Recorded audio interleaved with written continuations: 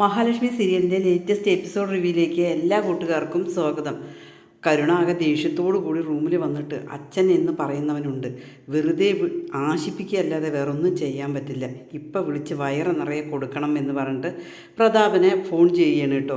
പിന്നീട് പ്രതാപൻ ദേഷ്യത്തോടു കൂടി മരുന്ന് കുപ്പികളെല്ലാം തള്ളി താഴെയിടുകയാണ്. അത് കണ്ടുകൊണ്ടായിരിക്കും ഡോക്ടർ അങ്ങോട്ടേക്ക് വരുന്നത് കേട്ടോ. ഡോക്ടർക്ക് ആകെ ദേഷ്യം വരികയാണ് കേട്ടോ. എന്താ ഇത് ചെയ്യുന്നത് എന്ന് ചോദിക്കണം. ഇവിടെ ഈ പരിപാടി ഇവിടെ നടക്കില്ല. ഇവിടെ ഒരു അച്ചടക്കം ഒരു ഡിസിപ്ലിനും എല്ലാം ഉണ്ട്. അത് അതിൻ്റേതായ രീതിക്ക് ചെയ്യാൻ പറ്റുള്ളൂ എന്ന് പറയും. അത് കേൾക്കുമ്പോൾ പ്രതാപം പറയുന്നുണ്ട്, എനിക്ക് പെട്ടെന്ന് ദേഷ്യം വന്നു എന്ന് പറയും. ദേഷ്യം വരുമോ? നിനക്കെന്താ ആ വിശ്വനാഥൻ്റെ ബാധ കയറിയോ എന്ന് ചോദിക്കുകയല്ലേ. അല്ല, എനിക്ക് പെട്ടെന്ന് ദേഷ്യം വന്നിട്ടാണ് എന്ന് പറയും. അതോ നിങ്ങൾ രണ്ടുപേരും കൂടിയിട്ട് വഴക്ക് കൂടിയോ എന്ന് പറയും. അതൊന്നും അല്ല സാറേ, ഞങ്ങൾ വഴക്കൊന്നും കൂടിയിട്ടില്ല എന്ന് ഉണ്ണി പറയണം കേട്ടോ. ഏതായാലും ശരി, ഈ പരിപാടി ഇവിടെ നടക്കാൻ പറ്റില്ല എന്ന് ദേഷ്യത്തോടു കൂടി പറയണം കേട്ടോ. പിന്നെ നിനക്കിപ്പോൾ നടക്കാൻ പറ്റുന്നില്ലേ ചോദിക്കും. നാളെ മുതൽ നിനക്ക് കുറേശ്ശെ നടന്നു തുടങ്ങാം. പിന്നെ നിനക്ക് മര്യാദയ്ക്ക് ജീവിക്കാൻ നോക്ക്. നിൻ്റെ കാര്യങ്ങളെല്ലാം ശരിയായെങ്കിൽ, അല്ലാതെ മറ്റുള്ളവരെ ദ്രോഹിക്കാനും കൊല്ലാനും അതിനും വേണ്ടി നീ നിൽക്കരുത് എന്ന് പറയണം കേട്ടോ. പിന്നീട് നിൻ്റെ കൂടെ വന്നവരുണ്ടല്ലോ, അവരുടെയും കാര്യങ്ങൾ ശരിയായിട്ടുണ്ട് എന്ന് പറയണം.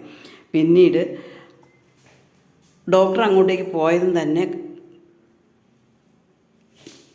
ഉണ്ണി ചോദിക്കുകയാണ് കേട്ടോ, എന്താ കരുണ വിളിച്ച് പറഞ്ഞത് എന്ന്. അവൾ കാണാൻ പാടാത്ത കാഴ്ച കണ്ടു, അവൾ മഹാലക്ഷ്മി കുഞ്ഞും എല്ലാം അവിടെ വന്നിരിക്കുന്നു എന്ന് വിളിച്ച് പറഞ്ഞു. അത് കേട്ടതും ഉണ്ണി ഇങ്ങനെ പൊട്ടിച്ചിരിക്കുകയാണ് കേട്ടോ.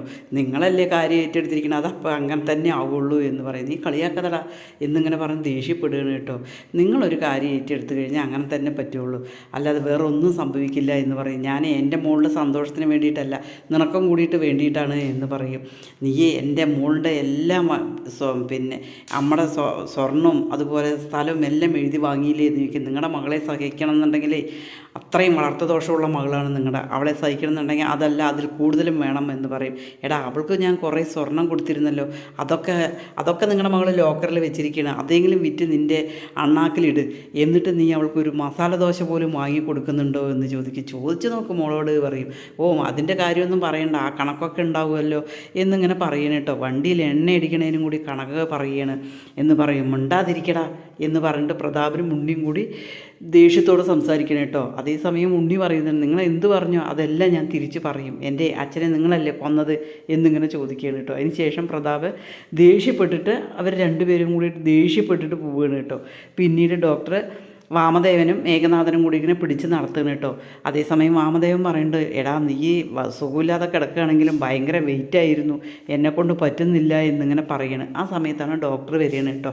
ഇപ്പോൾ കുറേശ്ശെ നടക്കാൻ തുടങ്ങിയിട്ടുണ്ടല്ലോ, ഇതേപോലെ തന്നെ ഇനി കുറച്ചുകൂടെ കഴിഞ്ഞ് പരസഹായം ഇല്ലാതെ നടക്കാനും പറ്റും, അതുപോലെ സംസാരിക്കാനും പറ്റും. ഇനി എല്ലാം ശരിയായി കഴിഞ്ഞാൽ നല്ല രീതിയിൽ ജീവിക്കാൻ നോക്കി എന്നിങ്ങനെ പറയണം. കൊലവിളി നടത്താതെ, അതേപോലെ കണ്ണനും മഹാലക്ഷ്മിയും ആ കുഞ്ഞിനെ നേരെ നോക്കാതെ നിങ്ങൾ നന്നായി ജീവിക്കാൻ പഠിക്കുക എന്ന് പറയണം കേട്ടോ. ഇല്ല സാറേ, ഞങ്ങളിനി ഒന്നും ചെയ്യില്ല എന്ന് വാമദേവൻ പറയണം. അതിന് മുമ്പേ പറഞ്ഞിട്ടുണ്ട്, നിങ്ങൾ ഒരിക്കലും ഇവിടെ ചികിത്സയ്ക്ക് എടുക്കാൻ പാടില്ല. പിന്നെ ഞാൻ എന്താണെന്നറിയോ, ഞാനൊരു ഡോക്ടറല്ലേ, അതുകൊണ്ടാണ് ഞാൻ എടുത്തത് എന്ന് പറയണം കേട്ടോ. പിന്നീട് വാമദേവൻ പറയും, അയാൾ പറഞ്ഞിട്ട് ദേഷ്യപ്പെട്ടിട്ട് കാര്യമില്ല. കാരണം എന്താണെന്നറിയോ, നമ്മുടെ സ്ഥിതി ഇപ്പം അങ്ങനെയാണ്. കണ്ണനാണെങ്കിൽ നമുക്കൊന്നും തരില്ല, എനിക്കാണെങ്കിൽ ഒരു ഓട്ടോമൊബൈൽ പഠിച്ചതല്ലേ, ഒരു കടയിടാനോ വർക്ക്ഷോപ്പ് ഇടാനോ എനിക്കിപ്പോൾ പറ്റില്ല. വീട്ടിലാണെങ്കിൽ പോയി കഴിഞ്ഞാൽ സീമന്തിന് മോളുടെ കാര്യവും പറഞ്ഞിട്ട് ഒരേ ഇതാണ്. അവളെ കുറ്റം പറയാൻ പറ്റില്ല. നല്ല രീതിയിൽ കല്യാണം കഴിച്ച് കൊടുക്കുമായിരുന്നു കണ്ണൻ, അതില്ലാതായില്ലേ, അതുകൊണ്ടാണ് എന്നിങ്ങനെ പറയണം കേട്ടോ.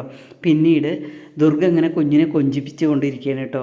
എൻ്റെ പൊന്നുമോൾ ആരെപ്പോലെ ഇരിക്കുന്നത് എന്നെല്ലാം പറഞ്ഞിങ്ങനെ കൊഞ്ചിക്കുമ്പോൾ കണ്ണൻ പറയണ്ട, അമ്മ കൊടുത്ത സ്വർണ്ണമാണ് കുഞ്ഞിട്ടിരിക്കുന്നത് എന്ന് പറയും കേട്ടോ. അത് കേൾക്കുമ്പോൾ ദുർഗ പറയും, സ്വർണ്ണത്തിനൊക്കെ ഭയങ്കര വിലയല്ലേ, അതൊന്നും വേണ്ട, ഇടുപ്പിൽ അരഞ്ഞാണം മാത്രം മതി, ബാക്കി കരിവളി ഇട്ട് കൊടുത്താൽ മതി, സ്വർണ്ണക്കടക്കാരൻ്റെ മോളല്ലേ, അപ്പോൾ ഇഷ്ടം പോലെ വേണമെന്നുണ്ടെങ്കിൽ സ്വർണ്ണം ഇടാലോ എന്ന് പറയുമ്പോൾ കണ്ണൻ പറയണം കേട്ടോ, എൻ്റെ രൂപമാണെങ്കിലും മഹിയുടെ സ്വഭാവമാണ് അവൾക്ക്, അതുകൊണ്ട് സ്വർണ്ണമൊന്നും അവൾക്ക് വേണ്ടി വരില്ല എന്ന് പറയും. അതേസമയം കരുണ അങ്ങോട്ടേക്ക് വരികയാണ് കേട്ടോ. എന്താടി നീ പോവുകയാണോ എന്ന് ചോദിക്കുകയാണ്.